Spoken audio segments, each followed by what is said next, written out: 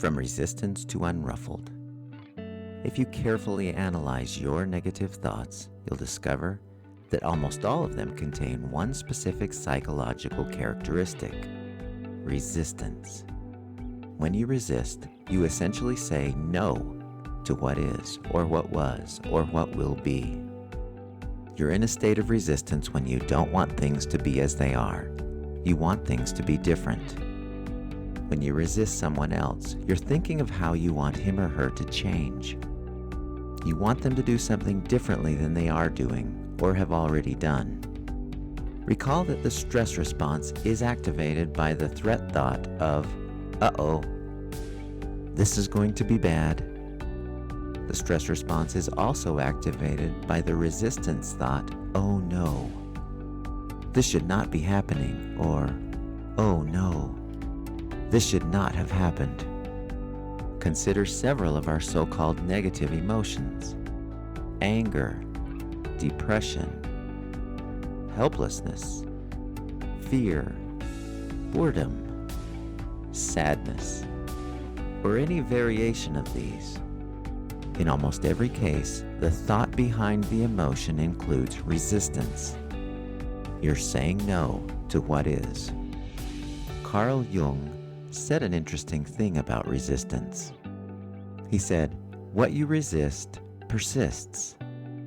In other words, trying to make something go away, or even the mere desire that something go away, actually keeps it in place. Jung suggested that those things you resist might actually even grow. Many illustrations easily demonstrate this principle. Try to stop being angry by resisting your feeling of anger. What happens? You get angrier. Have you ever tried to resist eating something you know you shouldn't eat? What happens? You want it even more. Resisting it just increases your desire for it. In our society, we have an obesity problem.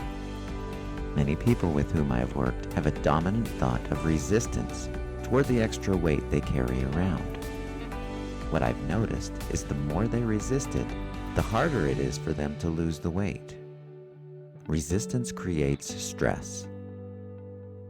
Resistant thoughts sound a lot like, "Things should not be this way," or "I hate this," or "That person should not act that way."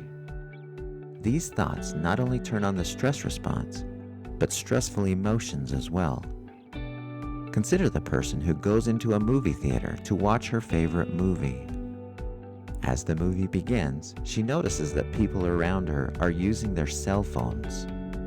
Other people are loudly chewing their popcorn or removing wrappers from candy in loud and annoying ways. In her mind, all of these distractions should not be happening. And the more she focuses on them and continues to resist them, the more irritated she becomes. The more she wants the distracting sounds to go away, the bigger they become. So, if resisting it won't make something bad go away and might make things worse, how can we go about changing what we don't like or what we don't want? How can we make the stressful emotions disappear? Replace rather than resist. The better approach is to replace rather than resist.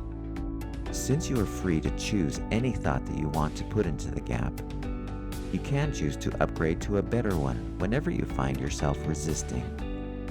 And with what do you replace those resistant thoughts? You replace them with thoughts that are the opposite of resisting. A few of these high-quality replacement thoughts would include acceptance, allowance, forgiveness, love, and gratitude. The instant you upgrade your conditioned thoughts to these, you will feel differently. Recently, I was teaching one of my classes and we were discussing this idea. One student was an older woman who, by most people's standards, had been through a very challenging life. She had been in and out of therapy and counseling for over 25 years. She had seen numerous psychiatrists and counselors during that time. She said she had tried nearly every psychological technique known to man that was designed to help her get better. she had done it all in her attempts to heal. Her comment to us was that after all the work she had done with all of these counselors to help her with her problems, in every case, upgrading her thinking was the final and most important step she had to commit to if she was going to heal. She realized that she had to stop resisting so many things in her life and instead replace her resistance with acceptance, allowance, forgiveness, love, and gratitude. She said that until she did this, she continued to struggle. Once she did this, she was able to experience true peace and healing. Do you know the one thing that causes all anger? Find out what it is in the next video about stress-related emotions.